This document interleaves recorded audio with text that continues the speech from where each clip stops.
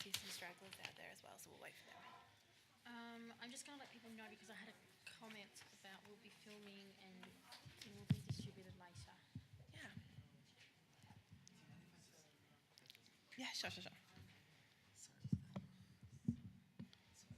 okay. That's all right. Thank you. Hi there, how are you? Thanks.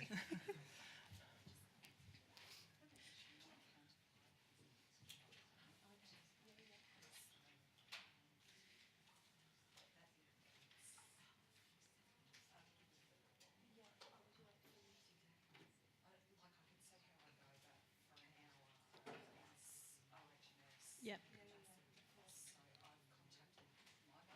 Yep.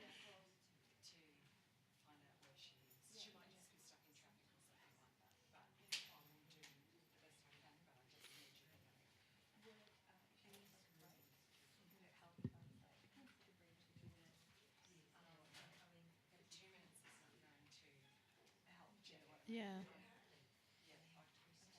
How about we say we have intermittent Auslan due to... Okay. Do you know if there's people that absolutely need it tonight? I know. And maybe we announced that at the start. Okay.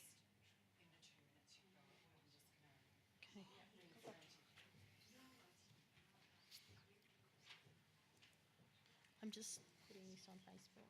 Mm-hmm.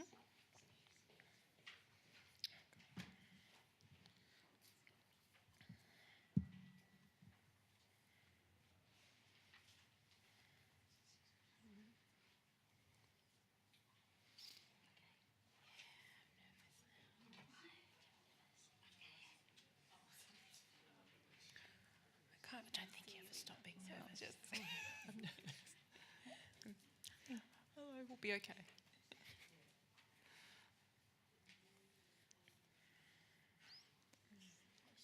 should have brought my niece with it. Totally forgot. It's okay. We're talking about it, so I put that in your bio. Okay.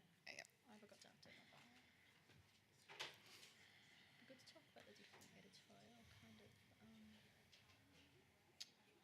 like processes. Yeah. How each publisher's different. And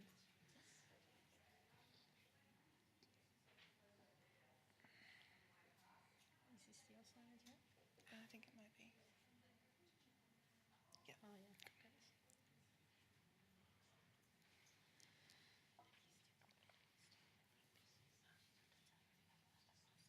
She's just gone round the back. I think she's calling somebody looking for you. So yeah, the other lady's around there.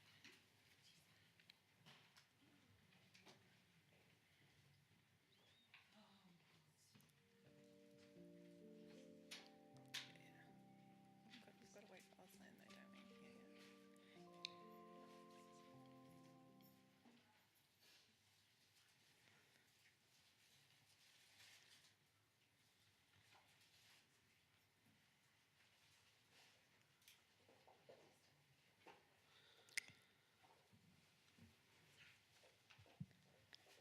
Hello everyone, thank you for coming out tonight. I'd like to begin by acknowledging that this panel is being held on the lands of the Wurundjeri people of the Kulin Nation, and I wish to acknowledge them as traditional owners. I would also like to pay my respects to their elders, past and present, and Aboriginal elders of other communities who may be here today. We thank them, we acknowledge them. Welcome to Ask About Anthologies, a panel discussion put on by Writers Victoria that is being filmed and streamed live, I believe, to disability communities. It's not live, but it is being filmed for disability communities in other parts of the land. So that's brilliant. It is also obviously Auslan interpreted, which we very much appreciate, and we thank Writers Victoria for putting this on. So it is my great pleasure to introduce this fabulous panel today.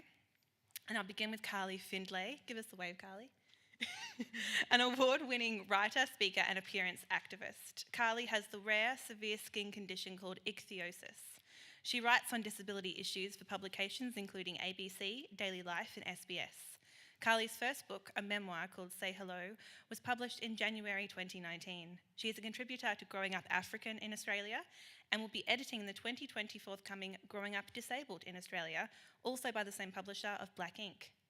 She's also a contributor to the Pan Macmillan Me Too Stories from the Australian Movement anthology, coming out in April. And full disclosure, I am one of Carly's literary agents, so we know each other fairly well. Please give a round of applause to Carly Findlay. Rebecca Lim, give us a wave, Rebecca, is a writer, editor, and illustrator, and the author of 19 books, including The Astrologer's Daughter. You right there, Carly? I thought you nearly spit that up. Yep, it's pretty impressive. Her work has been shortlisted for the Prime Minister's Literary Award, Aurealis Award, and Davitt Award, among many others. She's a co-founder of the Voices from the Intersection initiative and a co-editor with Amberlynn Quay-Mulliner of Meet Me at the Intersection, a groundbreaking anthology of YA own voices, memoir, poetry, and fiction. Please give a round of applause to Rebecca.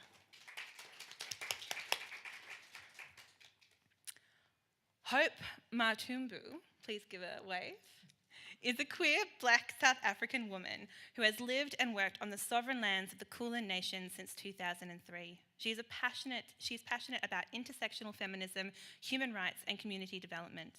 Her work in public health, radio, arts, and various other community development sectors is driven by her belief in the Black African humanist philosophy of Ubuntu. Please welcome Hope. So I'd like to begin by sharing some background, which may only be of interest to me, about anthologies and their genesis, which I didn't realise. Oh, I should also say, sorry, my name's Danielle Binks. I'm a writer, an editor, a book blogger, youth lit activist, a literary agent, and I edited and contributed to the HarperCollins Begin End Begin, a Love Oz YA anthology. Thank you very much. So an anthology is a collection of short fiction, poetry, or non-fiction works, or excerpts by a variety of authors. Typically, the book is organised around a particular subject, theme, writing style, or genre. Here's what I didn't know, though. Anthologies actually have their genesis in East Asia, and in particular around China and Japan. In one model of the Chinese tradition, the object of compiling an anthology was to preserve the best of a form and cull the rest. And in particular, anthologies have a very strong connection to poetry as a form. In the 20th century, anthologies became an important part of poetry publishing for a number of reasons. For English poetry, the Georgian Poetry series was trend-setting. It showed the potential success of publishing an indefinable group of younger poets marked out as a generation. And I really love that idea that an anthology brings together a group that is a generation, and in particular are the voices of a generation. And that sounds like the best way to summarise anthologies to me and what they're trying to do. So I wonder if you can all speak a little bit about the anthologies you've been involved in and the ways that they've been representing the voices of a generation. Should we start with you, Carly? Yeah, sure. So the anthologies I've been involved in growing up African in Australia. I am an Australian-born woman, but my mother is South African, and Hope is also a contributor as well. What's that? Oh, sorry, it's distracting. I think that in terms of a generation, it's showing that we are a collective of people that have grown up.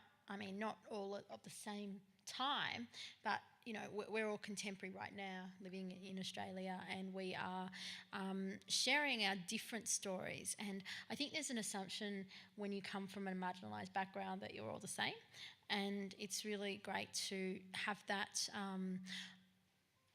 I guess, variation in experience and show the diversity and the richness of our culture and experiences. The other anthology I'm involved in is the Me Too anthology, and I think that in the last 2 years there's been a real drive for women especially to talk about our experiences with violence and abuse in the workplace or in general life.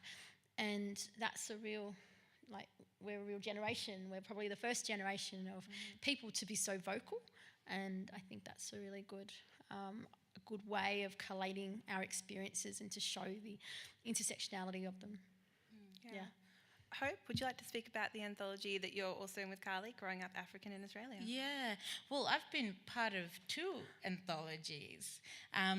When I was 17, I was published in an anthology called No Place Like Home, which was like a amazing. project initiative by, I guess, an organisation called Australians Against Racism.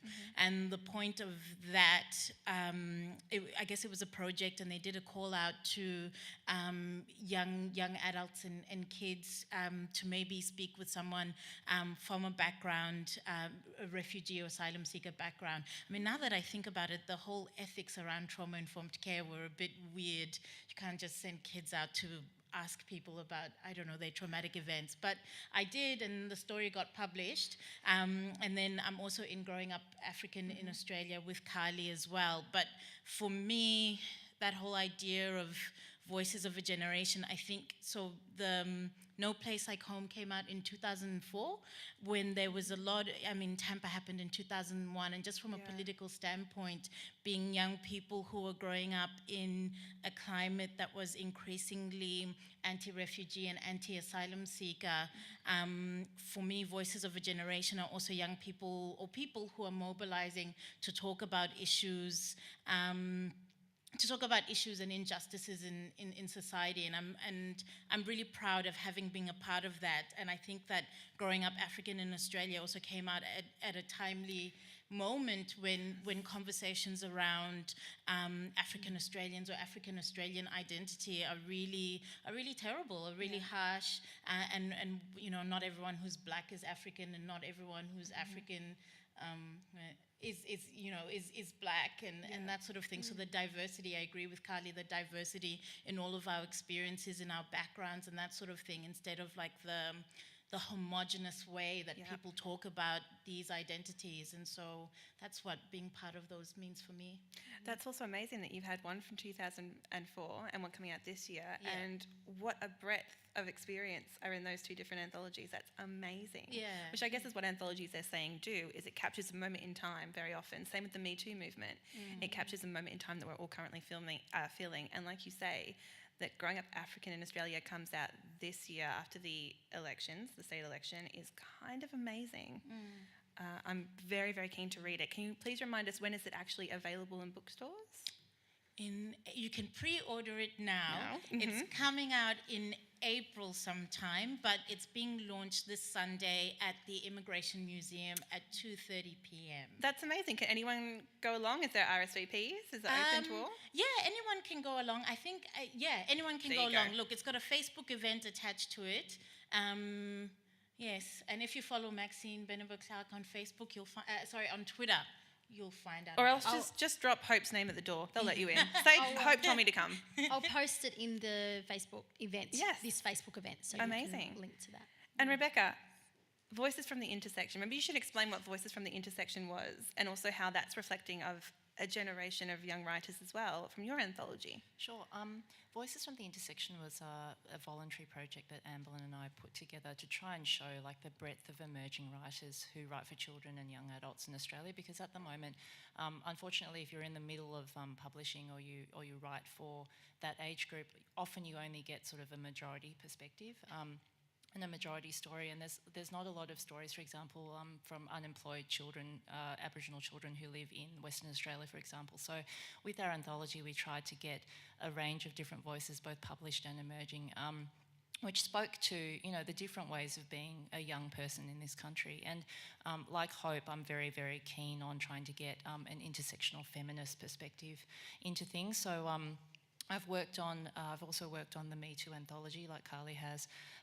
I've done a piece in Jane Caro's Unbreakable, and also in a footy anthology that was edited by Alicia Sometimes and Nicole Hayes. And I don't look like a footy fan, but I am a footy fan. And so that was really important too, to try and get the diversity of perspectives of people who love football from every angle. You know, not just the standard person that you might see sort of in the outer or whatever, but just all sorts of footy fans. And in particular, the Voices from the Intersection anthology is out now. Can we Yes, put in bookstores now? yeah, it came out last year, and so basically we, in the very first iteration of voluntary projects we did for Voices from the Intersection, Danielle was there as an agent. We tried to get lots of emerging writers to come to a free pitching session at the State Library of Victoria, and so we tried to get lots of really huge publishers as well as indie publishers, Hachette, Walker Books, Penguin, Alan Unwin, all sorts of people, as well as clandestine press and smaller presses, just to come and speak to people, because often when you try and submit something to publishers, it's quite daunting. There's like a massive list of, terms and conditions you've got to get through, and then you've got to submit all these things. We just wanted emerging writers who are often really nervous about the process to see that there's a human face to publishing and to agenting as well. And so we haven't had anything actually come out of it in terms of a published project yet, but we have got, a whole bunch of people who never had any contacts before, keeping in regular contact with some really key publishing figures, which is great. So you've just touched on it then. There are generally two ways to get into an anthology, and I'm glad that you've all had plenty of experience with this as well, so maybe you can speak about the various ways. But generally it's either that you pitch yourself or somebody approaches you to go into an anthology. Can you speak a little bit about how you've all had your involvement with your various anthologies and how that came about, and how much of it was somebody approaching you, how much of it was them, vice versa? I've got two different experiences on either end. For both the Me Too anthology and Growing Up African, I was approached by the editors, and I submitted my pieces. But I also pitched an anthology, a whole anthology, when Growing Up Queer was announced, and I think Growing Up African. We were really excited. There was a lot of buzz on Twitter, and I remember actually talking with Angela Savage here. I had a meeting with her one day, and I said, "Do you reckon I should pitch this?" Because she said this news had just come out, and then I texted my agent Jacinta, who works with Danielle, and I said, "What do you think? Should we pitch this? Because Growing Up Disabled hasn't come out, hasn't been announced yet. There's nothing like this in Australia yet. We don't see much writing from disabled people, and we should." And also Unbroken had just come out in America, which was an anthology of young adult literature, a fiction. And I pitched to Jacinta, and then she sent it off to Black Ink, and they said yes. And it happened really quickly. I was really surprised, actually. It happened within a month, which is the shortest publishing thing I've ever been involved in. Yeah. And Hope, what were your two experiences of being either invited or pitching yourself for anthologies? Never been invited, but I just pitched myself. I mean, both things. I saw the announcements being up, and like, yes, that would be something that I would like to be a part of. But especially Growing Up African in Australia was really meaningful for me. I was like, I'm going to be a part of history. But yeah, and so that was, I just knew that I had to do it, get something in, and it was more like, I want my voice to be heard, I want to be a part of this, and did the best I could, I guess. So how did you hear about it? Were you just cluey enough to be following them on Twitter, online? Did you update to their newsletter, or?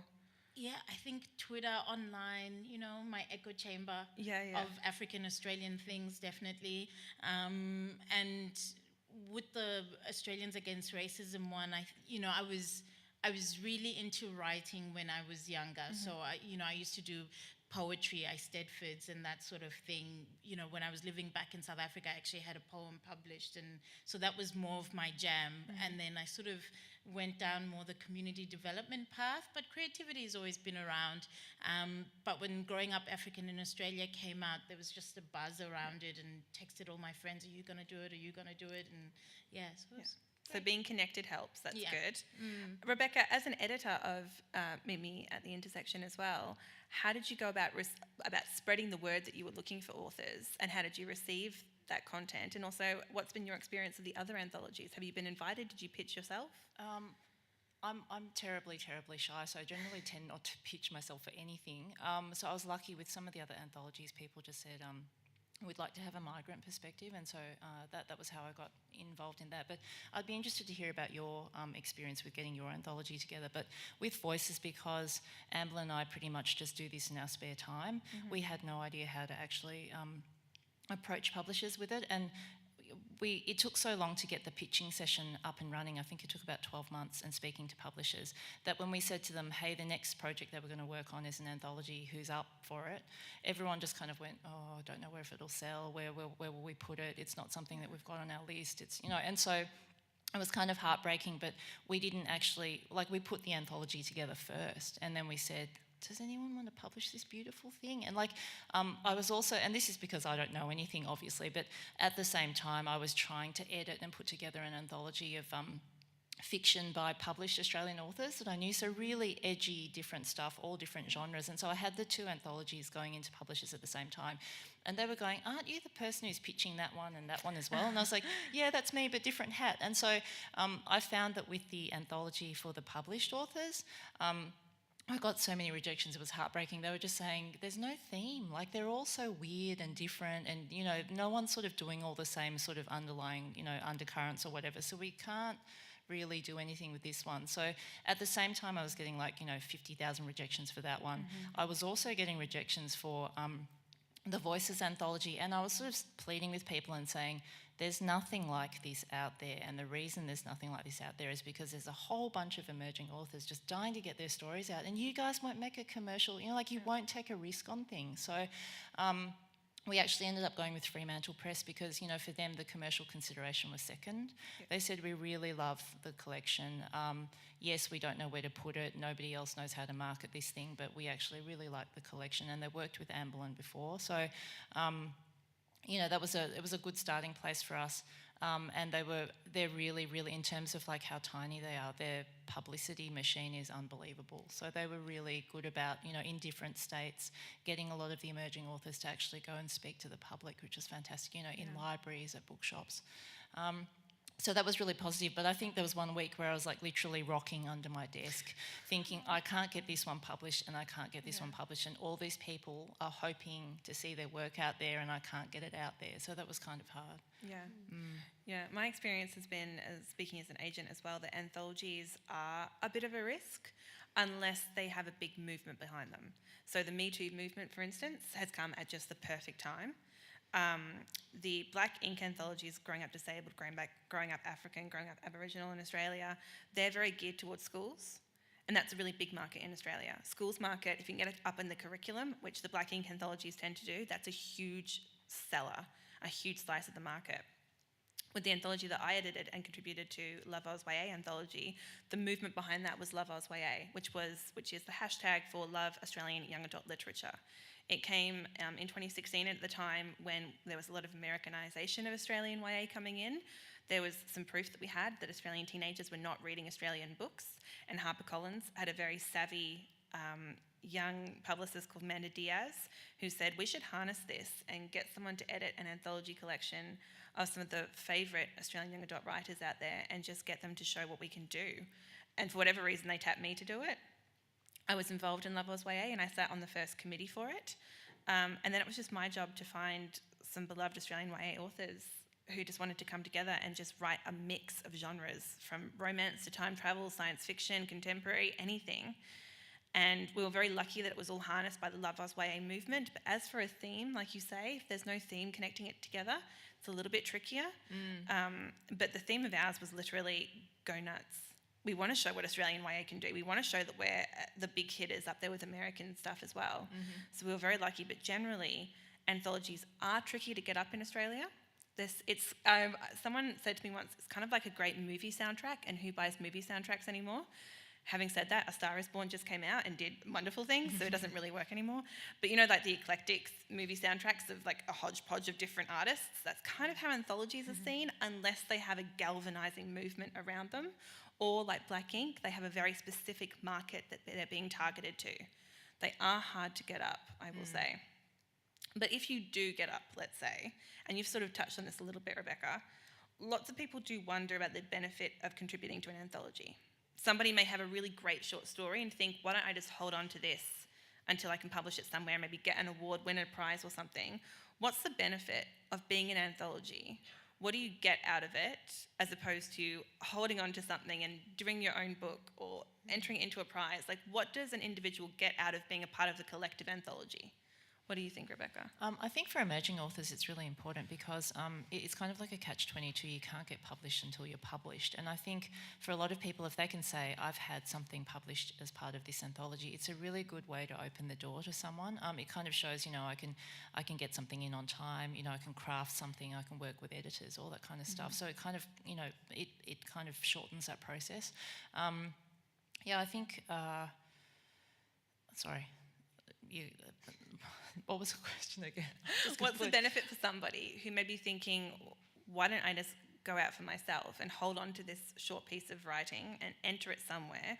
Or should I enter it into an anthology and potentially just be part, one small part of a whole? How is somebody in an anthology going to benefit from being part of an anthology? I think also if you get spotted, if your work gets spotted, because a lot of the time, like with our Voices anthology, we're hoping that, publishers will see each of those stories and or they'll agents. see... I'm or attention, agents, exactly. Or, like take that gem, that tiny gem, and just build on it. Because a lot of the time, people aren't sure whether or not they want to invest all that time in you. But if they see something that you've done and they can see, like a horizon for that thing, then it can actually lead you on to bigger projects, I think. Hope, what do you think? It's a tough one because I guess I'm the outlier in this panel because I guess I don't... I'm not an author per se or working towards anything, and so having contributed to zines for me is just as important as having contributed to this anthology, if that makes sense. So self-published is published in some ways for me, and so I think that I'm very lucky because I've only ever submitted to 2 anthologies and I got accepted for both. So that's like 100% success rate. I was thinking about that today. And I did catch up with Maxine a couple of weeks back, and she was explaining how it was so hard to pick the stories that would go into growing up African in Australia, like over 100 submissions, and she had to like pick 40 or less or something like that. And it really struck me like, oh, wow, it's not like I thought I had a shoe-in or anything like that, but I'm really coming to terms with, wow, when she said that she liked my story, she really meant that because there were so many other people. I guess when I'm in the moment, I'm like, oh, I want to participate in this thing. I'm just thinking about my own process and the writing, or else I get too anxious thinking about all the hundreds of other people who are trying to do this. And I guess I'm really lucky, and hopefully one day I can understand about being an author in a bigger way and take it a lot more seriously, like both of you, instead of being like, oh, just happy-go-lucky and try it out. So I'm really lucky anyway. But that artistic validation is huge. And from somebody huge. who you admire in your own community as well is massive. It's really massive. Yeah. Carly, what do you think of the benefits? For anyone out there who's considering maybe holding on to one of their stories or submitting it to an anthology, what do they get out of being part of a collective? I think that there's a sense of community. I know with like having written online for so long and being a part of social media, the disability community has really come together because we are visible and we are present and loud. And so I really hope that through growing up disabled, there's that level of community between contributors. I also think that if you have been writing for a long time, if you published a long book, or if you've written to the media, it's good to see how other editors go about their editing process, because I was writing my pieces for growing up African, and also the Me Too book while I was writing Say Hello. And so I had 3 different editors on the go. I think the Me Too anthology was probably just as I was finishing Say Hello, but definitely Growing Up African was during. And the style was really different, and it was like all my editors were very nurturing, but it was interesting to see the style and the freedom that I had and the direction they were giving me. And that's a really good thing, to get to know different editors' styles and get to practice your own crafting of a story. And I also think, again, it's really nice to be a part of it, and also getting paid, right? I mean, not all anthologies, if you're doing it as a voluntary thing like Rebecca, I'm not sure whether you paid your...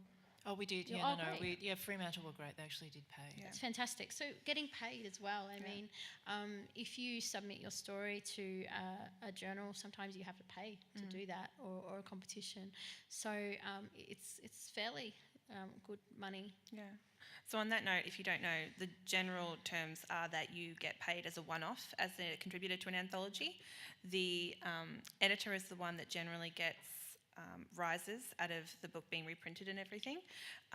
Public lending rights and electronic lending rights, which is through libraries, you should all potentially get a cut of that, but I will say PLR is not designed for anthologies. They have a limit of listing, I think, 7 authors. Four? Yeah, I think it's 4 A or something. really low number of authors, so they don't really acknowledge anthologies. If you have 20 contributors, forget about it. They actually recommend that the editor be the one who lists themselves as the sole proprietor receiving public lending rights, and then you distribute personally the costs onto everyone else. So it's not perfect, but generally it is a one-off payment for anthology contributors. Not ongoing payment generally, or a very high ongoing payment through PLR, but it is, like you say, it is a little monetary boost. Speaking as an agent, I also agree with you, Rebecca. It's like a CV. It's proof that you've gotten up once. It's proof that you've gone through the rigours of being edited.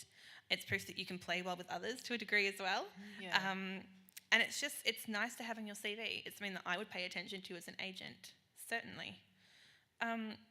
We've touched on this a little tiny bit, but Rebecca and Carly in particular, I also wonder, we talked about how anthologies have to have a little bit of movement behind them to actually get up, because they're such unique formats. And the Me Too anthology, which is out in April, I think April 1 with Pan Macmillan, is very much a moment in time. Like you said, it's a generation of a movement. To quote Hamilton, it's not a moment, it's a movement. Just want to throw that in there. Is there something in the Me Too anthology that's a little bit of safety in numbers? Like, do you think that's easier to talk about in an anthology when you have so many women behind you also telling their story versus doing it privately? Is that another benefit of anthologies, that you have a little bit of safety in numbers? And maybe this also applies to growing up African hope for those who want to talk about the racism they encounter or the ways that they don't feel welcome in this country. Do you agree? I would definitely agree. I wrote about lateral violence in the disability community, and I feel really conflicted about that because I love the disability community, but I've also been treated really badly by some members. And I touched on that briefly in Say Hello, and at the time I did not think Say Hello would get the love it has received, and I was really nervous about that. And then when I got the opportunity to write a chapter on this for Me Too, I thought I'm going to touch more on the lateral violence. So I don't know how long my chapter is, I can't remember, but it goes into a lot more detail of 3 different examples, more than I had the confidence to write about in Say Hello. And I think that was because I was doing it with a lot of other women writers, and I had more confidence after writing Say Hello as well to do that, but it was definitely because I was hidden in that book that I could do it. I don't think I could put this as a newspaper piece, for example. If I'm asked to put this as a newspaper piece, I will probably hesitate. I don't know whether I will or not, but I certainly would not have had the confidence to publish it as a standalone piece or even a whole chapter in Say Hello. Well, it's a different format online as well, where you're open to comments and potentially more abuse, which can, Yeah, I think that's one of the beauties of writing in a book as well, not just an anthology, but a book, is that you put distance between you and the reader, and so you don't have that automatic abuse towards you. Yeah. Rebecca, you may not want to share what your Me Too anthology chapter is about. Buy the book if you want to find out potentially. But did you also find that there was a little bit of safety in numbers in telling that story with a collective of other women? Yeah, I think more than safety, it's like it gives you extra bravery, I think, because when you're in with a whole bunch of women who have been through some horrific things, and they're brave enough to say what happened to them, it kind of gives you the confidence to actually say, well, actually my story, which I haven't sort of, raised much before in public, is actually valid as well, and it's a perspective that people don't ordinarily see. So for me, I write a lot about how in a sense women get sexism from the public sphere, but also from their internal traditional sphere. And I've married into a very traditional family, and I come from a traditional family, so there's often a tension between how am I going to be a good Chinese housewife / mother / woman, and also have a career and also be a feminist, because it's really hard to sometimes, we'll deal with all those things at once. But for me, the Me Too book was important because, you've got instances of, violence and sexual assault and things that, I think people have just hidden for so long, and it's been so damaging, and it's come from so many different types of women in the community. So for me, like I contrasted how Me Too doesn't really help female lawyers in this country, for example. So if it doesn't help female lawyers in this country, it can't possibly help marginalised female women who are sex workers or, you know, domestic workers. So there's a whole different spectrum of stories which I think are only just being unearthed now. And it gives people, I think, extra bravery to say, you know, this happened to me as well. Yeah. It sounds like you're both talking about a certain catharsis, because you're also talking about your communities, your Chinese background community and your disability community, and you're talking very honestly about them and being very open about it. You've already done it in your memoir, Carly, but to do that in the Me Too anthology that has that moniker on it, that means something. That hashtag now means something. It's a I may beacon. actually be disowned, I think, if my father reads it, but apart from that, yeah, it does. It means something because it means, you know, we're actually speaking up about it. We're not just going to put up with I'm it. actually really nervous about the feedback I will get. Like I would be a traitor or something. But yeah, but I've got that safety and bravery, I guess, in numbers. I would highly recommend that everyone read it because it is remarkable. And I think you had Julia Gillard giving an endorsement quote for it. Is that right? Have we? Yes. Yeah. Yeah. On we the have. cover? Yeah. Yeah. Oh, we yeah. have. Which, hey, that's another benefit. If you go into an anthology, you could have someone like Julia Gillard giving you a promo quote, and you can just use that and say it was specifically about you. No one's going to query you, technically, very technically. Julia Gillard endorsed me. I would just say that. Hope, you touched on this before, but I just want to expand on it a little bit because there was a really great online piece in Bustle recently by a woman called Alana Leary, and it was titled How Young Adult Anthologies Are Making Space for Kids for All Kinds of Diverse Love Stories. And something that she noted in the piece was something that you've touched on as well as we've been speaking. She said, anthologies also contend with the problem of a single story. The idea that one story about a marginalised character or a marginalised author speaks for all people who share that identity. I think anthologies, and specifically anthologies that focus on a certain type of lived experience of marginalisation, are a fantastic way of showing that not all experiences are monolith. And that was something that also Marie Niekamp, editor of the Unbroken 13 Stories Starring Disabled Teens that you mentioned, Carly, also said. So is that another benefit of anthologies, particularly those in the growing up realm of Black ink, that they are showing that no one's one experience speaks for all marginalised people? Yeah, definitely. Yeah, definitely. And I think, because I'm reading it now, and not to give too much away, but I think the diversity in experiences and in people's identities, but I think that for my story, and I really wanted to talk about, I mean, when we first moved to Australia in 2003, you know, moving to Preston and going to the school that I did and the communities that I was a part of, it wasn't necessarily white Australia, if that makes sense. And for me, you know, some of the first few friends I had were Chinese and Vietnamese, and because I come from a small town in South Africa, and just the diversity. And so my story is more around, I guess, the diversity. There's just there was no sort of a lot of whiteness in my life when we first moved here, and that was really wonderful, and it was something that I wanted to celebrate. So looking back on it, it was really wonderful, and I'm like, wow, the Australia that I was introduced to and I knew from when we moved here was just very diverse, lots of things happening, and I think I was just fascinated making friends from different countries. You know, you never really realize how Asian Australia really is as well, and all of those experiences. And so I also think that, you know, sometimes when you're thinking about writing for an anthology, sometimes people can be like, thinking about growing up African in Australia, people will be like, did they write about the racism? And sometimes it's also just about having room to breathe and space, to not always be talking about traumatic things, even though trauma has happened. And so I really like the diversity in people, in the things that people wanted to talk about or share. You know, it could be hair, it could be safe spaces, it could be whatever, and religion and whatever. So that was really How truly nice. multifaceted you are coming from your background. Yeah. I think that's something that you want to achieve in Growing Up Disabled as well, Carly, is that you've said that you welcome people who want to contribute to the anthology who both have positive and negative experiences of their disability, those who embrace it and those who are still have a lot of internalised ableism for themselves. Can you speak a little bit about that, not wanting the monolith experience as well? Yeah, I think when we see disability in the media, we often see the tragic situation or then the heroic situation in inspiration porn. But I think that the spectrum of experiencing disability isn't shown so much in the media, and it is really shown. I've certainly seen it on social media where you see all types of experiences, and I think in any given point of our lives, we can experience both pride, disability pride, and internalised ableism at the same time about different things. And I think,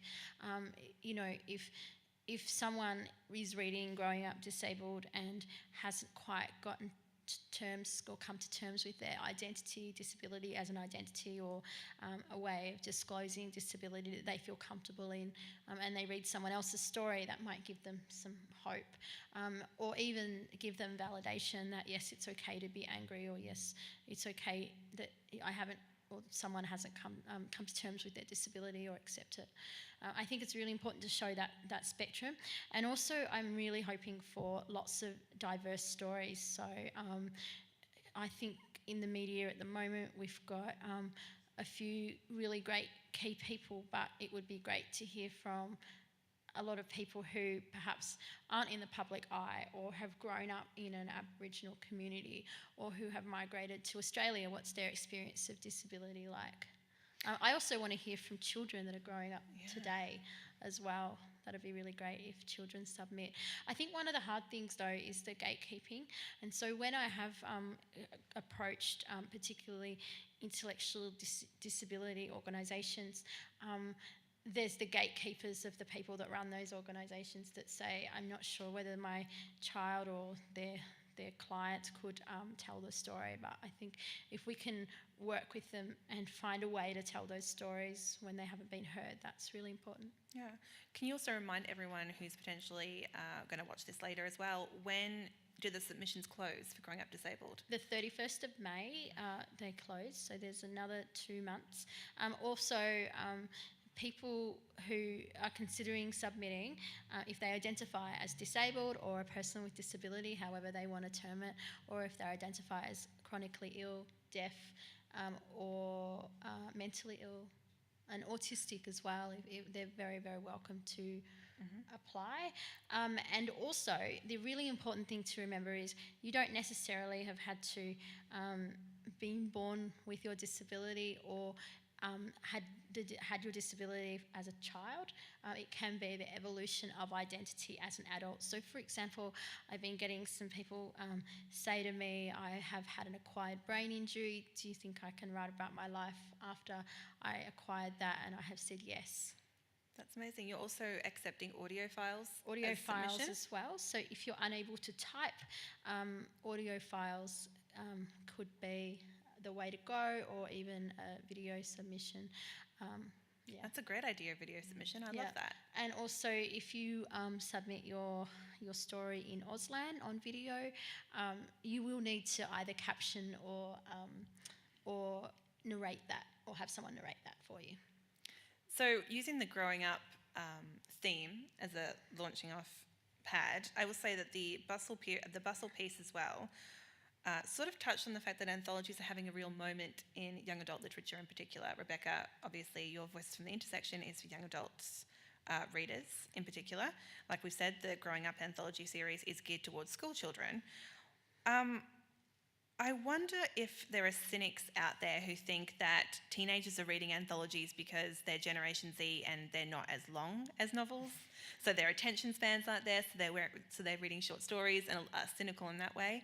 I'm not cynical in that way, and I wonder, Rebecca, in particular, if you can talk about why you think teenagers are so accepting of anthologies right now and why they're so hungry for them.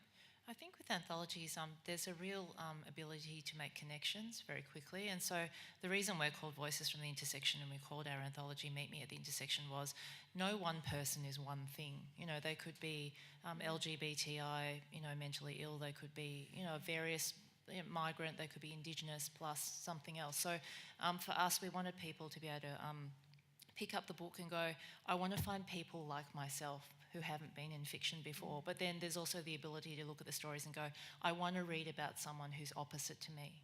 So with our anthology, because we did gear it towards teenagers and towards academics, for each of the stories we had a lead in that kind of talked about what the author was trying to do with the story, and also where they came from, what their intersections were, and how they wanted to reach out to people. So for a lot of kids, it's easy for them if they're on the train or on the bus or whatever, they can just go, I want to read a story about a kid who's an amputee who happens to also be lesbian. I'm interested in that, and I've never seen a story like that before, and so that's how we did it. Yeah. That's amazing. Hope, having been a teenager when you contributed to your first anthology, what was the pull for you, do you think, as a young reader? For anthologies? Just in general, what do you think teenagers get out of reading anthologies? I agree with most of what Rebecca has said, and I think the biggest thing is the variety and the representation, seeing yourself reflected, seeing other people reflected, and having access to that. I think that short stories have a real depth to them. I don't know, I've always loved seeing short stories and anthologies, and you can, I guess you can be moved by them and that sort of thing. I don't think it's a lack of attention span at all. And just seeing the diversity in all that and having that in one book ready to go. I also think it's more adults who silo themselves and say, oh, I only read crime genre. Teenagers are not like that. Teenagers are still malleable. They're still open to experiences. And anthologies are a particularly great way, especially like Voices from the Intersection, it's a collection of poetry as well as fiction and non-fiction pieces. It's a great eclectic mix. Ours was different genres, so kids can dip in and out of that and just figure out their tastes, because they're still doing that. And they're still open to reading everything in a way that adults aren't, I find.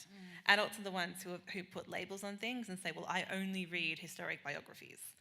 After a certain age, I'm 50 now, that's all I'm going to do, historic biographies. And they may not be up to reading, I don't know, new adult fiction, young adult fiction they may think is past them now.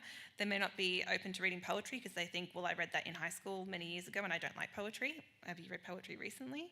I think teenagers are just wanting to experience those things now to figure out what they like. With the Growing Up anthology series, though, Carly, should we stress that while it's called Growing Up in Australia, you do want young people to contribute as well, so they can still be growing up in Australia. They don't have to be past that yet. Yeah, I want young people to, and also people that haven't grown up in Australia, may not have been born in Australia, but may have spent, like Hope, a lot of their life in Australia from their teenage years.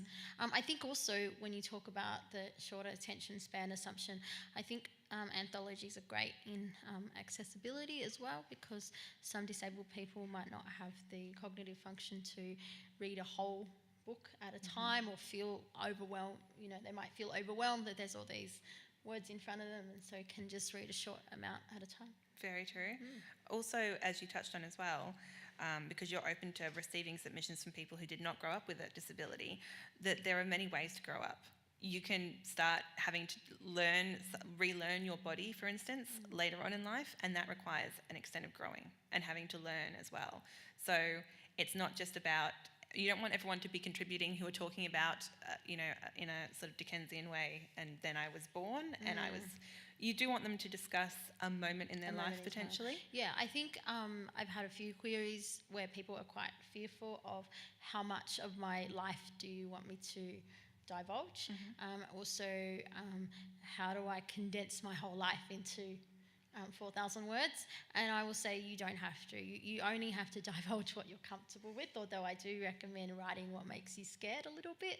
If you are scared of writing or of writing a certain thing, do it and see how it feels. That's a good piece of advice. Good. I think it feels nice when you've written it. The process of writing might be harder. And also that you don't have to say I was born with. I don't think I'm gonna write. I think I will put a short piece in, and it will only be a piece from a part of my life. It won't be. And also, I didn't identify as having a disability until I was in my late 20s, even though I have was born with a skin condition. I have had a disability all my life. I didn't see myself as disabled until I met other disabled people and other chronically ill people and identified with the social model of disability. So potentially writing from that point onwards for other people as well could be interesting, from the point where they did start identifying as disabled. Could be interesting. So can I get a show of hands from the audience now? Who here is thinking about submitting or pitching for an anthology? Who would like to? Okay, we're going to get into some nitty-gritty now, and I am going to leave plenty of time for questions at the end, which I hope you have plenty of them. If not, I can talk for days, but hopefully we answer a few of them now. This is the kind of logistics of writing for anthologies. So I guess one of the first ones for all of you, if you're wanting to submit to an anthology for a call out for work, do you have to have been published before? Can you be completely emerging and unpublished? Carly?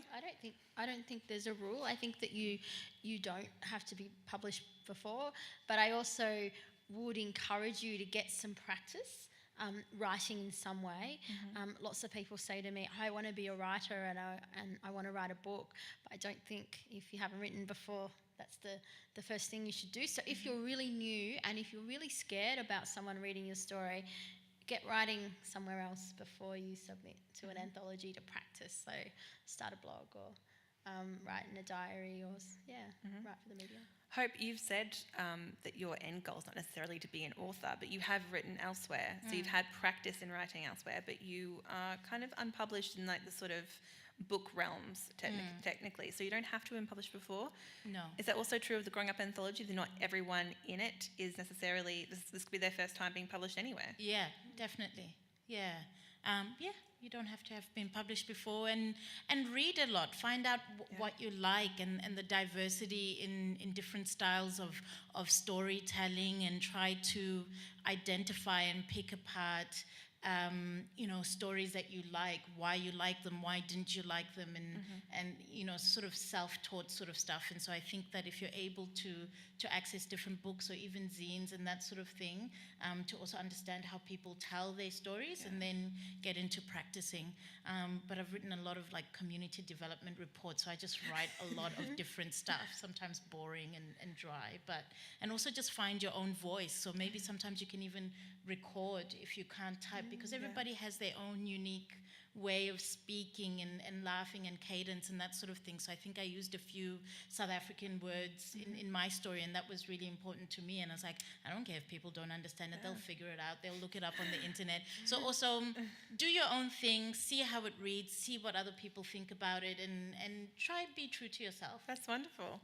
Rebecca, you actually said that the anthology collection that you were trying to get up of published authors struggled, but the one of unpublished and largely emerging voices did get up. So they weren't published before, and that was the successful one that got across the line with Fremantle Press. Yeah, it's interesting. I mean, our emerging authors, like some of them were just an absolute revelation. We had a disabled lady and she tried to pull her story, I think 2 or 3 times, and it was just the most amazing piece. I mean, lots of people have said that's their favourite one because she was such a fresh voice. No one had ever seen that perspective before, and she's come out of that with a speaking, more of a speaking career now, and she's sort of working on something else, which I think is longer form, which is fantastic. So anthologies can give you a lot of confidence to get longer form things up and running.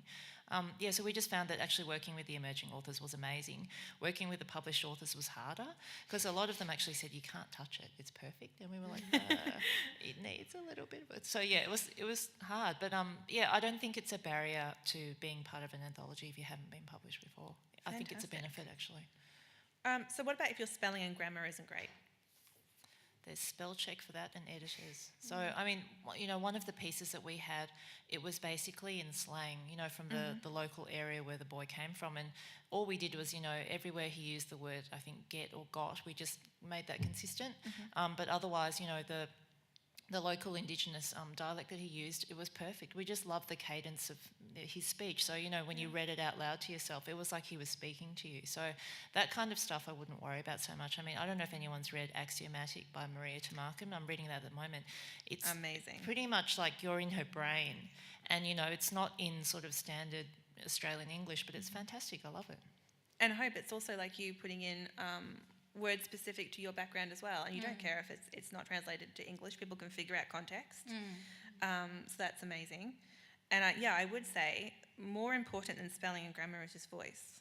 and spelling and grammar don't necessarily go hand in hand with voice. Like you said, Rebecca, maybe you need slang to get across your unique perspective. So I would say don't let that be a hang-up at all. And Carly, you know from being edited by various anthologies, they don't care if you have bad spelling and grammar. No, I think I've been writing in my own voice for so long that I don't know grammar rules anymore. And even when I write for the media, I write very similarly to the way I write for my book or blog. So, I don't think that should be a barrier. And particularly perhaps if you're dyslexic, don't worry about that. We will work with you to develop a great story. Yeah. I think actually the hard part can be trying to lose a formalised voice and actually letting yourself speak the way that you would normally. Sometimes when you read people's pieces, it sounds again like they're in year 8 doing a letter to the editor for a class assignment, and you think, no, just get rid of that.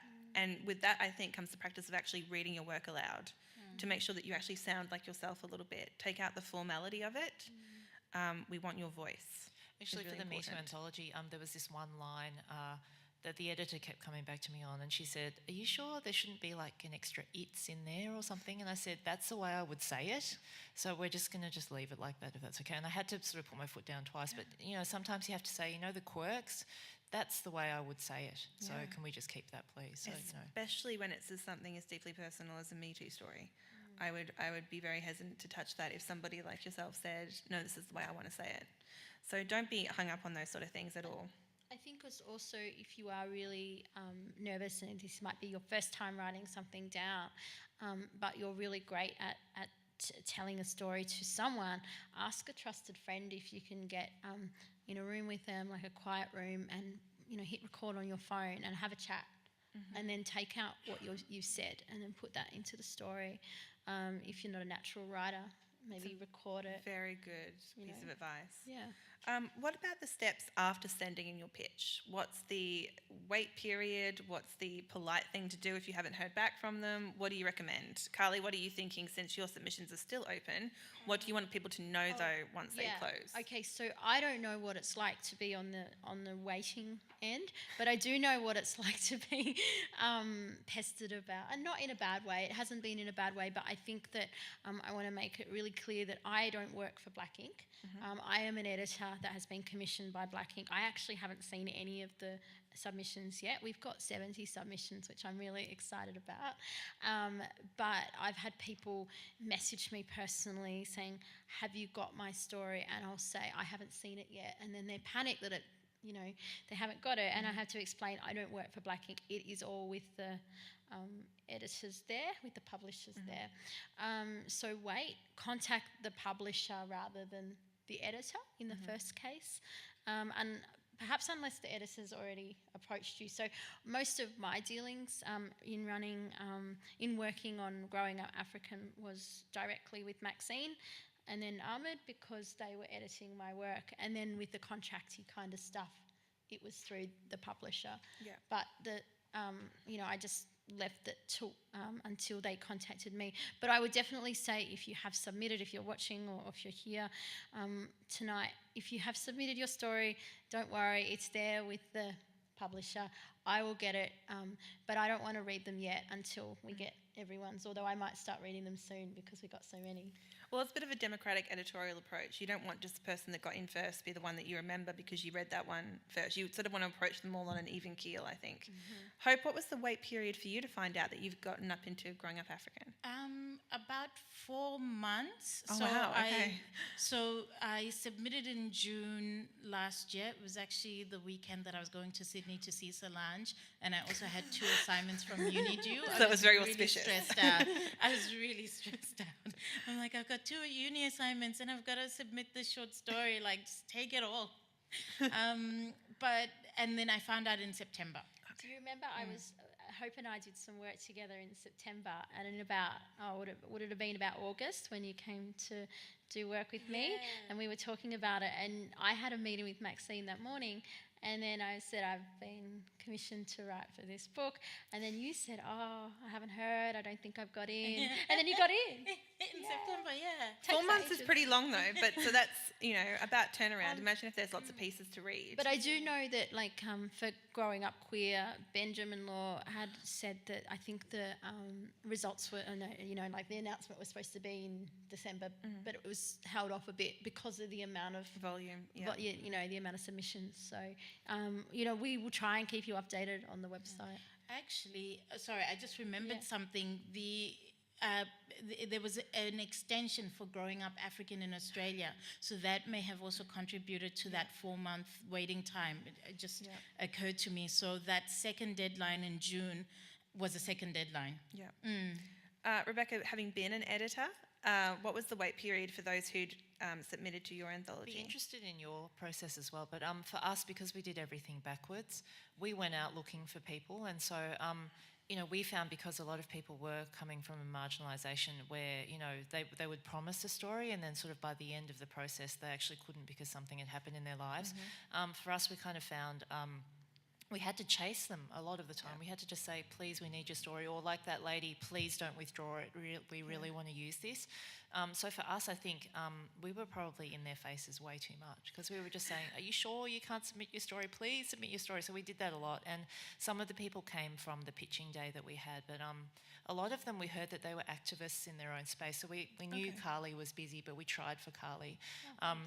And we tried for a whole bunch of people, but I think, something happened, like, there was a Sudanese refugee man that we really wanted a story from, and something terrible happened in his personal life, and, we just sort of lost contact with him altogether. So for us, I don't think anyone waited. They probably said, can you please leave us alone? Stop emailing us all the time. So, it was a little bit different. But how was yours, putting yours together? We had, the longest period was probably just finding the authors who wanted to contribute. That took about, I think, 3 months, because we approached people who couldn't do it.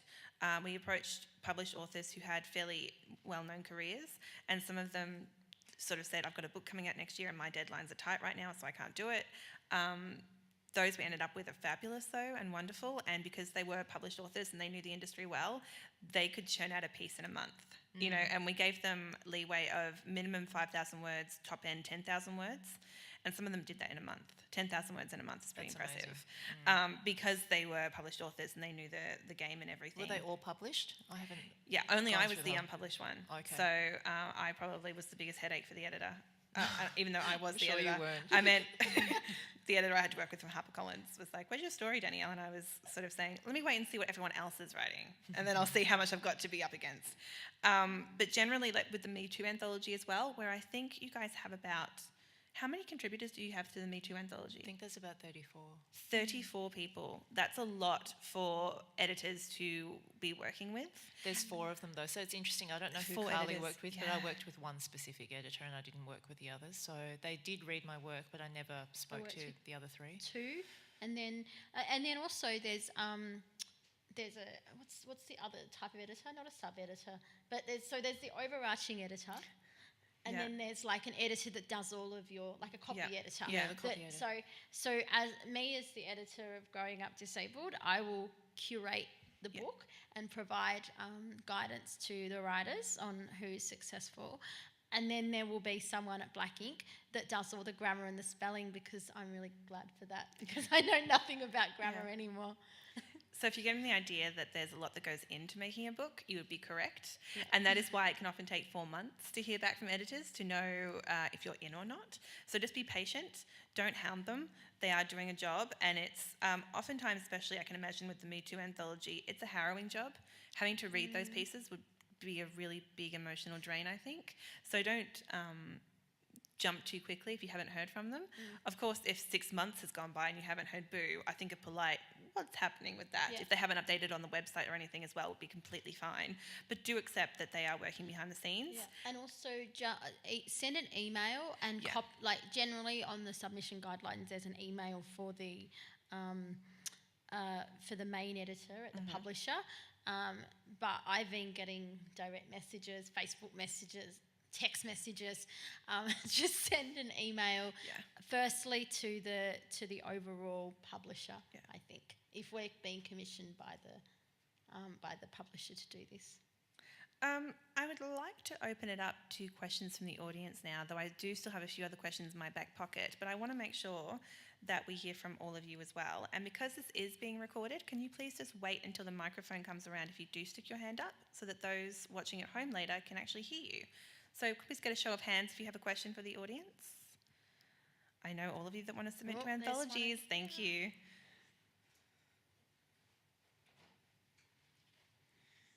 Hello. My name's Michelle. When I was thinking about coming tonight, there was mention of like some sort of format or formula or something that is, I don't know, is out there or whatever. Is there some tips for people who have never written for an anthology before? That's fantastic. That was one of my questions was going to be, what are your top writing tips? Whether writing, are you thinking about writing a personal memoir piece or a fictional piece or Oh, it'd be non-fiction. non-fiction? Yeah. Well, so Carly has suggested write what scares you a little bit, but I'd be interested to know and expand upon that. And also any other tips you all have, because you've all now written non-fiction pieces. What are your top writing tips? Just write from a moment in time and what scares you. But like, you know, I think a memoir is, you're often thought where you have to start from the beginning and then come to a certain point in your life. But I think for an anthology, it's very, you know, limited words. So just take a piece from your past or present and write about that. Also, know that there will be some safety in numbers, as we've said before. So it's not going to be a standalone piece, so you have got that. I would also say that if you're particularly worried, I've had some feedback from people saying, I'm really worried about how my family might see this, or I'm really worried about hurting other people. Think about like maybe the impacts of that, and if you feel you are comfortable to, talk it through with the people that you might be writing about or that have been affected by those experiences in your life. Yeah. Hope, what's your tip? Yeah, I mean, so I guess if you're writing about that moment in time, I guess for me, it was about having conversations with my mother and my sister to sort of jog my memory about how I felt about things. At the time, like trying to take myself back to that time. I'm a bit of a hoarder, so just looking back at all my stuff from like year 10, 11 and 12 and trying to find how I felt, if that makes sense.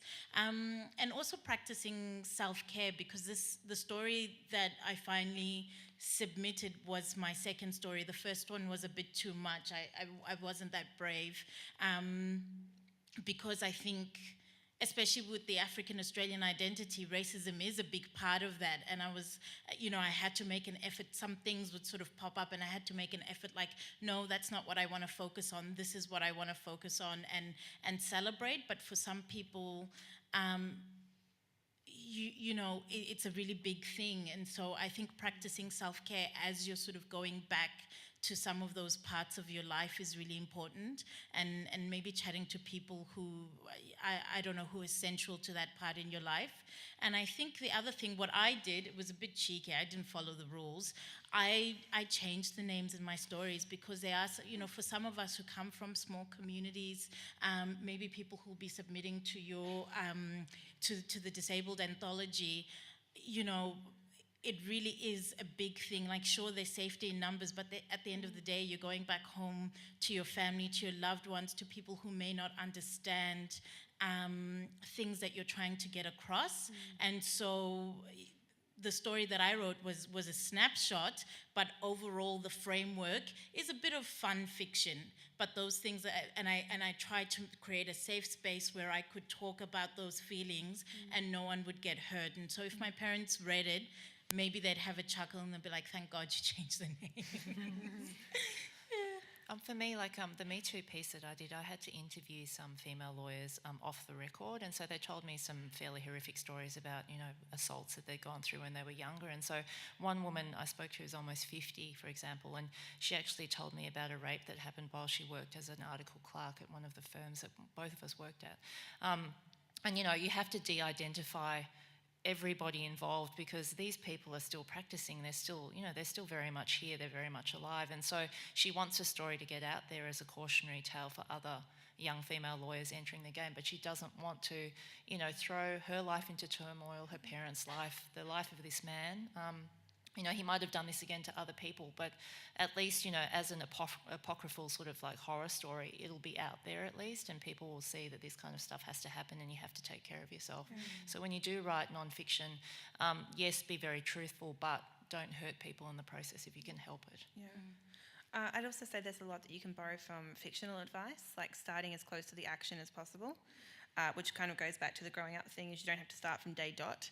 Just choose a moment in time. And I think if you throw out more questions than answers, that's perfectly all right. In a short story especially, you don't have the breadth in which to answer every single question that you put out there, but inciting those questions in the readers is the most important thing.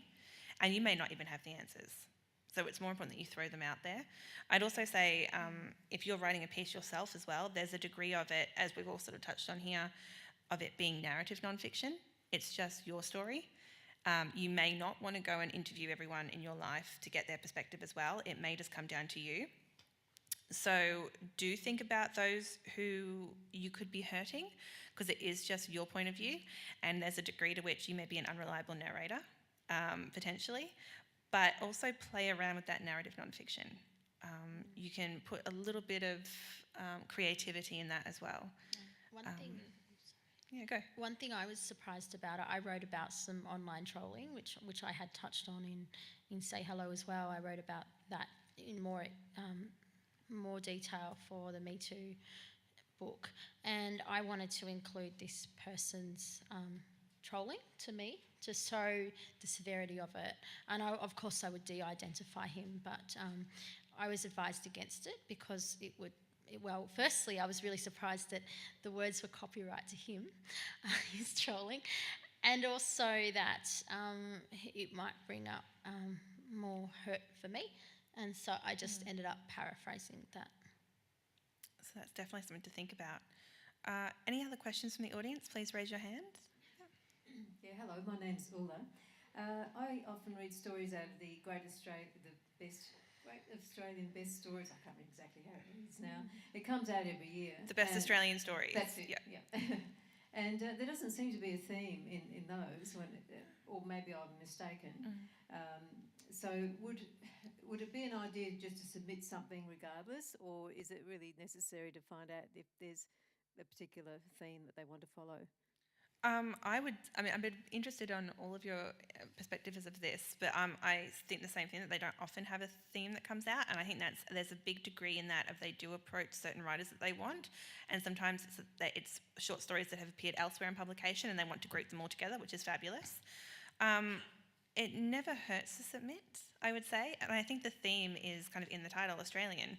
So long as you identify as Australian in some capacity, or a permanent resident, or in some capacity, that's the theme. It's kind of similar to our anthology, where we wanted to show the breadth and width of Australian YA fiction, that it could be everything and anything. So science fiction, romance, contemporary, all of it.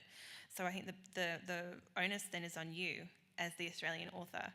I would probably say just have a go. I mean, read through their submission guidelines, which is always the case, no matter what you're submitting to. Read submission guidelines and follow them to a T. But have a go. If it doesn't seem like there's a theme, I would just go off the title, and the title is Best Australian Stories, so Best Australian is what I'd say. Would you all agree with that? For us, I mean, there was a definite theme and a definite word count, and so unfortunately there were some authors who just, you know, they'd give us a fantastic dissertation on, you know, the state of the Australian ballet or something, and we'd say like no teenager wants to read about this, I'm so sorry, and also it doesn't meet the word count, and it's too adult, you know, it's just, so if there is like a submission guideline that says, you know, just write us an Australian story, fantastic, open slather. But if they say quite specifically, it's got to be in the second person, it has to be written by a woman, you know, all that kind of stuff. If you don't meet the criteria, you just won't get it across the line. There's definitely, for the Growing Up series, it's not meant to be academic, and as you said, Danielle, before, a lot of people, if they're really nervous about writing, tend to write quite rigidly. So just write in an informal tone, not like a university essay or a piece of corporate writing. It also has to be first person. And I think between 1,000 and 4,000 words. I've had someone ask me, can they just submit 1,000 words, and if they get in, then they'll write the rest? No, write everything. Yeah. I'd also say that the publication itself is submission guidelines. If you can, if it's like Best Australian Stories, if it's like the Black Ink Growing Up anthologies, read those.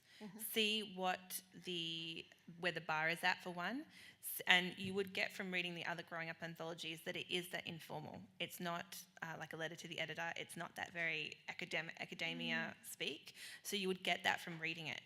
Best Australian Stories, again, you would read them and just think this is just everything, because it is. It's just Best Australian Story by the best Australian authors. So that in itself is telling you the theme as well. But where you can, do familiarise yourself with the publication. We were also accepting poetry. Which you would also gather from reading the other Growing Up anthologies as well. Yes, and I think Me Too has got a poem in it as well. I think Fabulous. you might have a couple, actually. I mean, you shouldn't be too afraid, I think, of, even if you've read everything and you think, okay, I've got the right tone, don't be afraid if it's not quite right. Because like for me, the Me Too anthology, because I was so afraid of someone being sued or someone being unhappy, like I footnoted everything. You know, here's a footnote for the definition of intersectionality, here's a footnote. And they said you could make it a bit more conversational. Like I actually went overboard, and, you know, the Fair Work Commission, I had a footnote about that, and they were like, no, everyone can search up the Fair Work Commission, it's fine. So, you know, like for me, I think I made it too legalistic and too formal, and they actually had to say, pare it back. Yeah. Which I think what it will come down to is just your voice. Is most editors just want to hear you. They want to hear your voice. So couching it in the kind of references to the Fair Work Commission, that's kind of taking you away from it. That's kind of distancing yourself. And it's another piece of writing advice for nonfiction is they want to see you in it. So they don't want that sort of one remove to a degree. One remove can be changing names and everything, but they still want to know your opinion and your voice. That's one thing that you can't really change as the author is you have to be in it. You really do have to be in it. Any other questions? Please raise your hands. Otherwise, I've got a few more. All right. My next question is... No. Sorry? Hi, Bahari here. I wanted to ask how putting the story to paper changed your perception of yourself after having it published, and that experience. Do you look at it differently now? Do you want to go, Hope? You should go. Yes. Okay. So when I got in, I was actually scared to reread the story. I was like, oh wow, that's amazing. So it took me a while to go back and read it again. But I don't know. I think it just makes me appreciate who I am now, who I am today. I think it's a very sweet little story, and some parts of it are funny. Maxine told me it was funny, but I didn't believe her. And then I went back and I read it and I chuckled to myself a bit. I was like, yeah, that's a bit funny. But it's a very sweet story, and you know, I'm proud of it, and it's nice, and I'm glad that I could contribute something that was just so sweet. There's no other way to describe it. I don't really know. And something that was also a celebration of who my parents are and how I grew up, you know. I guess, yeah. Carly? Well, I feel really proud to be amongst so many esteemed writers within those two anthologies, which is really nice. But if I'm really honest, I actually have had no time in the Say Hello promotion to do anything but that. And so I haven't enjoyed it in terms of taking the time to appreciate it. I've got the Me Too book at home, and I think I put it on the bench and not looked at it since I got it a month ago. It's also going to be a hard read. It's so you have to prepare read, yourself. So I have to have that. But one of the things that I'm really mindful of doing is I had 2 media requests for Growing Up African last week, and I said to the publicist at Black Ink, I am pretty sick of my own voice, and so I don't want to do any more publicity. Not that I don't want to promote Growing Up African, but I don't want to be the only person that does it. So I said, pass that opportunity on to someone that wants to be in the media and needs to shine. So I think for me, I feel like I need to pass on that baton for other people. Rebecca, what's it been like for reading me, yourself? I think Amberlyn and I started Voices because when we were growing up, there just wasn't anyone like us in children's fiction. And, you know, it's getting better, but it's still very glacial. So you know, for us, it was important to show publishers, and it's kind of like an up yours as well, because you all told us it wasn't commercial and it's managed to sell very well. So I think what we're trying to say is there is an absolute spectrum of voices out there. You've just been ignoring us for decades, and see, here they are. And so, you know, it's like us saying there is an alternative to the stuff that you keep peddling to us, the John Greens and the whatever. There are actual Australian voices out there that haven't been published, haven't been given any space, and we're giving them space. So yeah, for us it's important. I also think it comes back to being a moment in time, like the generation thing. It is, whether you're writing a diary entry or a short story, it's you in a time capsule. So you may look back on it and cringe a little tiny bit, or you may look, I would say, so long as you're proud of what you put out there in the moment that you put it out there, I think you're going to remain pretty proud of that. I think that's the most important thing. When you do hit send, what you're submitting to, you have to be proud and willing to stand by it, and that's important. But yeah, it's like writing anything where it is a time capsule. It's you in a moment in time. It's what your thoughts were at the moment in time, whether you're writing non-fiction or fiction. So that's kind of lovely that you have that preserved somewhere. Yeah, I think for me, I haven't written much about race before because I hadn't thought about it much because of my skin colour's red. I often associated being African, like certainly with my mum, because she's black. I thought, well, if I'm not black, I'm not really African.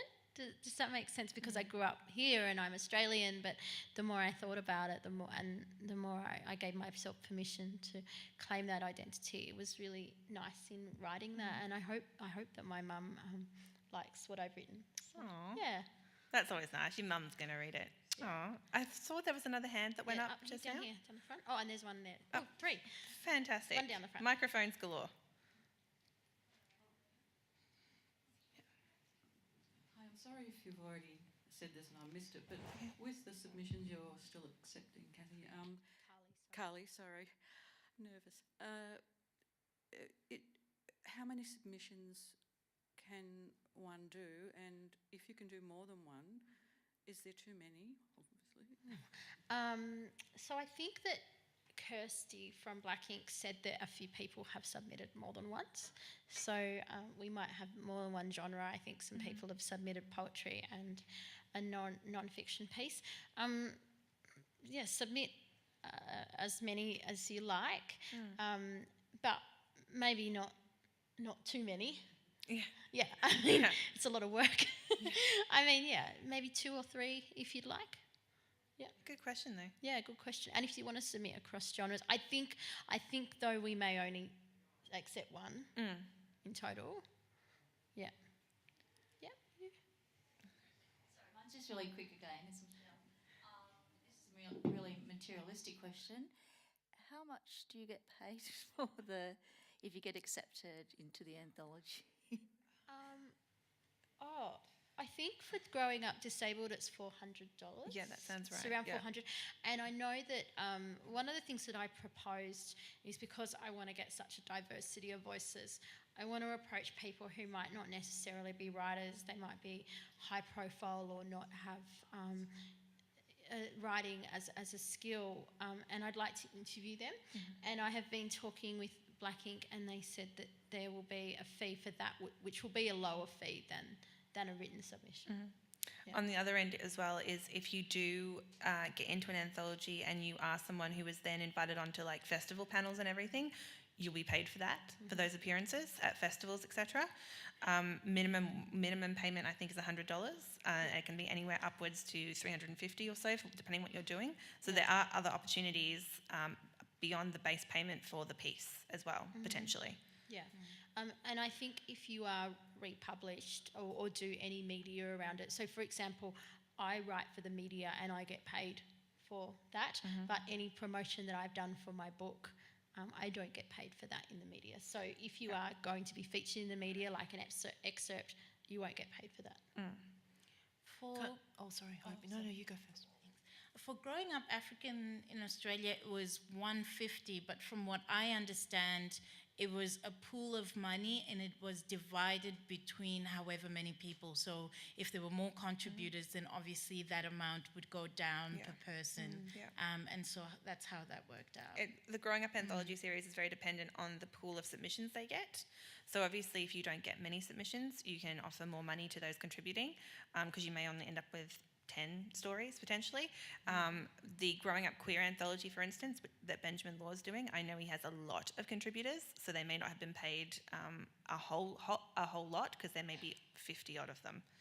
So it's very dependent. They start out with, this is your budget, and then it's up to the editors to decide how many contributors they want in the anthology. And you can imagine that they're thinking about things of, let's make sure we have a real kaleidoscope of opinions and voices and various backgrounds. And from there, you have to decide what you want to pay people, basically, dependent on how many pieces you want in the anthology. So it's all a numbers game to some degree, yes. Yeah, I found just depending on the size of the publisher, the flat fee that they give you can vary quite wildly, and sometimes you can negotiate, well, if it hits 10,000 in sales, then each contributor will get another flat fee after that. Yeah, so it's kind of an incentive to keep promoting it. If you get more sales and they do an extra print run, then you get another fee. Also, generally with major publishers, and for Growing Up as well, they want to pay everyone the same rate. So it's not a case of, or it may be, I don't know, maybe if Julia Gillard contributes to Me Too, they want to give her $20,000, I'm not sure, I doubt it. But they would like to try and keep it an even keel, just because that's the kind of, it's the kind of, the Friends ideology. Everyone should get paid the same if they're on the cast of Friends. It's kind of that in anthology. You want to keep everyone the same. So generally everyone will be paid the same amount. Yeah, good question though. It's facts and figures, it's good. Down the front? Hi, thank you. You've all been really interesting, so thank you for that. I just had a question around anthology versus competition versus other publication. If you had a piece that you thought was good enough for any one of those or suited any one of those at the same time, what would be benefits to submitting one over the other, money aside, obviously, because that's just gone through? So number one, I'd say, is read submission guidelines and the terms and conditions, because you may find that if you're submitting to an anthology, it can't be published anywhere else. They'll want an original piece potentially. So that means that you can't submit it to both an anthology and a prize, because what if you win the prize and then part of the winning the prize is that it gets published in the Sydney Morning Herald or something? Then you're excluding yourself from the anthology, or you have technically broken the terms and conditions of your contract for the anthology. So really read terms and conditions very closely. Sometimes in contract as well, they'll say that a piece is non-exclusive, so you can submit it elsewhere, and that's fine, but you have to read submissions, terms and guidelines very, very closely. What do you all think, though? So for Growing Up Disabled, I've had a couple of questions about whether they can submit pieces that have been published before, and the answer is yes, if you receive permission. And when I did Growing Up African, I was in the height of other book writing, Say Hello writing, and Maxine actually approached me and said, I've read this piece that you wrote for Ravishly in 2017, I think. Can you rework it for us? And I did. And the other thing that happened is the editor of Say Hello, my memoir, said to me, you haven't written about race here. Can we put this Ravishly piece in? And I said, oh, I'm already doing it for Growing Up African. And so they said that's fine. So there's a little note in there so that publishers talk to each other, and there's a little note in my book, in Say Hello, that says this will be published in the upcoming anthology Growing Up African. And actually, all of the three are different. I had to edit it for Say Hello differently to Growing Up African. It's also because you own that piece personally. So it was up to you where you wanted to put it. And also it was because it was changed enough across the various publications that it was fine to be published in all of them. Yeah. Rebecca? For me, I had one contributor to our anthology who won the Deborah Cass Short Story Prize, and so her story that won that actually made it into our anthology, and we just had to ask them for permission because I think they were talking about exclusive, publishing rights for somebody else, but in the end, it was such a good story, and they said, it's fine to get it out as widely as possible, so we used that. I don't know, that's probably... Generally, I would say it's okay to ask. Yeah. Ask, this piece I wrote won a prize and now I'd like to submit it to an anthology, is that okay? Generally, it can be a discussion, and generally you can adapt a contract to say that and specify that, as Carly did, for instance, in Say Hello, the memoir mentions this will be published in another publication, etc. But read the terms and conditions and guidelines. If it's a decision in yourself, though, often prizes have more money going than the contributor fee for anthologies. So if it's monetary, thing you want to think about, maybe consider that. There's also the fact of, if you do win a prize with your short story, maybe that's what gets it across the line in an anthology. Like Rebecca said, the fact that was a winning piece. She was emerging, and it was like a sure thing. It was fantastic. But Yeah. I mean, one thing I've noticed as well, if you're a really good short story writer and you continue to win prizes that way, that is a completely legitimate avenue to getting a whole short story collection published under your name. So you might not want to spread yourself thin and go via anthologies, because maybe if you keep on sort of winning the Bridgeport or winning all these things, people will look at you and say, she is a prize-winning short story writer. Let's get a collection out of this person. So there are many ways to get published. It's just sort of working out what the best avenue for you is. So think about all that, and I'd also say just open communication, being really honest with an anthology editor and saying, hey, this is a piece that won this prize, I want to submit it here, is that okay? Don't keep those cards close to your chest, just be really honest. We all know how this publishing gig works. We all know that we're trying to have our voices heard, and the more publications we can get, that's the better for our profile. We totally understand that. So just be really honest. Don't think that you're keeping a big secret from someone, because if you do happen to win like a big Sydney Morning Herald prize, the editor's going to see that and think, oh, that's in my anthology though. What's the repercussions? Because then it becomes the legal onus on then potentially wondering, have I breached copyright by putting this into my anthology, etc. So just be open and honest, read terms and conditions, and there could be a potential in there to finagle a contract to let you have multiple publications from various places. But good question. If you are wanting to publish something that's been published before, I've had a couple of people say to me, hey, I want to publish this, and they've sent me a hyperlink as though that is the entry. And then we've said yes, it could be suitable. Take that text from that hyperlink and put it into a Word document for us, so it's all legit in that way. Very good question though. Is there any other questions? We have 2 minutes left. Is there one more question down the front? Let's take it out with 2 minutes to go. Let's have a banger. I hope it's not a really long question. My name's Jennifer, and thank you for a really interesting discussion. I'm here this evening because my writing group is thinking of putting together an anthology of our work. We're imagining we'll probably self-publish it, but we want it to be a pretty professional-looking piece. I'm wondering what your feelings are about whether it should have a theme or not. Me personally, yes. But a theme, I'm judging the Rachel Finari Prize this year, for instance, which is currently open to submissions if you do want to submit a short story somewhere, for female writers and female identifying writers. That theme is fragments, and it's so open-ended. It really is, but I think a theme really shows off a person's skill set. And making sure it's a theme that can be adapted to both fiction, non-fiction poetry. I do love a theme. I also love a theme because it lends itself to a cover and just a little bit of cohesiveness, I think. What do you all think? Theme or no theme? I like a theme. I like a theme. Yeah, I mean, I think that's kind of why unfortunately my other anthology couldn't fly, because everyone was so different, and I just couldn't, there was like gothic time travel stories. There was just nothing that kind of hung us all together. There was like animal stories, like homestead fiction. It was just it was almost too diverse. So a theme is useful, because if you can get everyone to write loosely to a theme, it kind of does show you off as a group. It looks like a constellation then, Yeah, that's true. And I also think if you don't have a theme, anyone can just go to their bottom drawer and submit and polish up something that they've had waiting to go for years. Whereas writing to a theme, I think, pushes you to actually flex your brain a little bit and gives you an impetus to write something new and fresh. I do like a theme. I think go with theme. Oh, that's a nice way to end. I just want to say thank you very much to all of you for coming out, for blowing in today, as we all did on that gusty, gusty Melbourne breeze. Thank you to Carly, Rebecca and Hope. Remembering as well that Growing Up African is coming out in very, very shortly. Growing Up Disabled is open to submissions until May 31st, but it's available in 2020. The Me Too anthology is available on April 1. My anthology, Love Oz YA, is available now, as is Rebecca's Meet Me at the Voices from the Intersection. Go and buy an anthology. Just give it a read, give it a go, and thank you so much for coming out today, and submit your work to anthologies as well. Thank you so much.